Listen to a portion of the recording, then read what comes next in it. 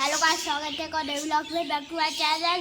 अभी हो रही है शाम, तो गाइस आज हम लोगों ने सोचा अपनी भाई लपट के बॉक्स चेक कर लिए जाए और बेबियों को भी देख लिया जाए।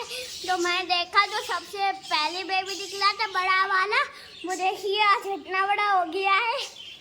मैंने इसको कपड़े से इसलिए पकड़ा हुआ है, यह बहुत शैतान हो गया, बहुत तेज काटता है, इसलिए मैंने कपड़ों से पकड़ा है। अभी आप लोगों को इसके भाई भी दिखाएंगे, पता नहीं वो भाई है कि बहन। अभी आप लोगों को चलते हैं, दिखाते हैं।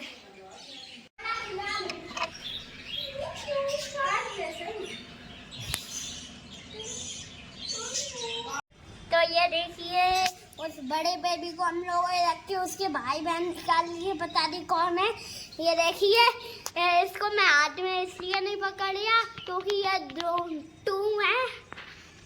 ये देखिए कितने प्यारे प्यारे हैं, ये देखो, ये देखिए